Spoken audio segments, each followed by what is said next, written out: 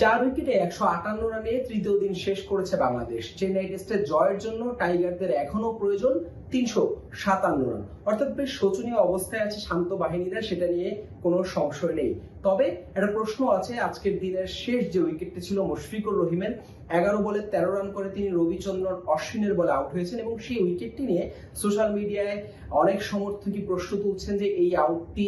আদৌ আসলে আউট ছিল কিনা,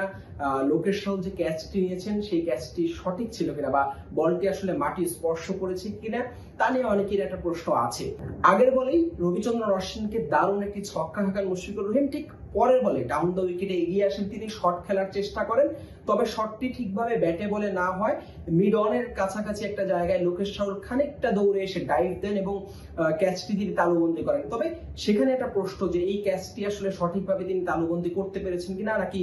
বলটি মাটিতে স্পর্শ করে। অনফিল্ড যে দুই আম্পায়ার ছিল তারা সরাসরি থার্ড আম্পায়ারের কাছে সেই সিদ্ধান্তটি বিবেচনার জন্য গিয়েছেন এবং নিউজিল্যান্ডের আম্পায়ার ক্রিস ব্রাউন তিনি থার্ড আম্পায়ার হিসেবে এই ম্যাচে পরিচালনা করছেন এবং তিনি বেশ কয়েকবার এই আউটটি রিভিউ করার পর,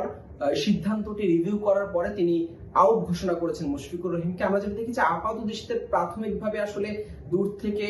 দেখতে যেটা মনে হয়েছিল যে বলটি মাটি স্পর্শ করেছে, ঠিকভাবে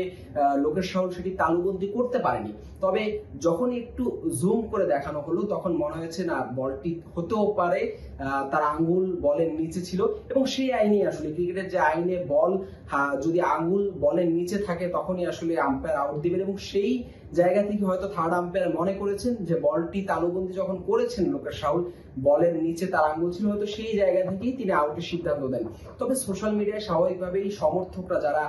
প্রথম দেখায় দেখেছেন যে বলটি আসলে মাটি স্পর্শ করেছেন, অনেকের কাছে মনে হচ্ছে সেই জায়গা থেকে তারা এই আউটটি নিয়ে প্রশ্ন তুলছেন যে আদৌ এটি আউট হয়েছে কিনা। আর একটা তথ্য দিয়ে রাখি, এই টেস্টে অর্থাৎ মুশফিকুর রহিম এই যে 13 রানের ছোট্ট একটা ইনিংস খেলেছেন, সেই ইনিংসের মধ্য দিয়েই বাংলাদেশের হয়ে 3 ফরম্যাটে তিনি এখন সর্বোচ্চ রানের মালিক। তামিম ইকবালকে টপকেছেন এই ইনিংসের মধ্য দিয়ে এবং এখন তিনি বাংলাদেশের হয়ে ওয়ানডে টেস্ট এবং টি-20 সব ফরম্যাট মিলে তিনি কিন্তু সর্বোচ্চ রানের মালিক। আরো একটা বিষয় নিয়ে কিন্তু আলোচনার সমালোচনার জায়গা আছে যে যেভাবে তাড়াহুড়ো করছিলেন মুশফিক, আগের বলেই ছক্কা হাঁকিয়েছিলেন কিন্তু ঠিক তার পরের বলে মুশফিক যেভাবে ডাউন দ্য উইকেটে আসলেন, টেস্ট ক্রিকেট আমরা জানি যে ধৈর্যের খেলা, সেই মেজাজটা তিনি আসলে কতটুকু দেখিয়েছেন সেটা নিয়েও কিন্তু একটা সমালোচনা হচ্ছে। মুশফিক আর একটু ধৈর্য ধরতে পারতেন কিনা, উইকেট থেকে তো স্বাভাবিকভাবে স্পিনাররা একটা সুবিধা পাচ্ছিল, সেই জায়গা থেকে বাংলাদেশ হয়তো চেষ্টা করছিল যে যতটুকু রান এগিয়ে নিয়ে যাওয়া যায়, যতটুকু বড় স্কোর করা যায়, সেই জায়গা থেকে হয়তো মুশফিকুর রহিম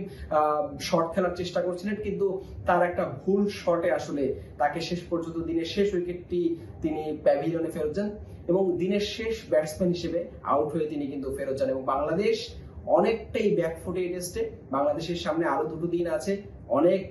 পাহাড় সম রান প্রয়োজন এবং শেষ পর্যন্ত বাংলাদেশ আসলে কত দূর যেতে পারে সেটা এখন দেখার অপেক্ষা। তবে দর্শক, আপনাদের কাছ থেকে মন্তব্য চাই যে এই যে সিদ্ধান্ত ছিল আজকের, সেই সিদ্ধান্ত আসলে আপনারা কি মনে করছেন? মুশফিকুর রহিমের এই সিদ্ধান্তটি কি আসলে আউট ছিল নাকি নট আউট, সেটি জানাতে পারেন কমেন্ট বক্সে।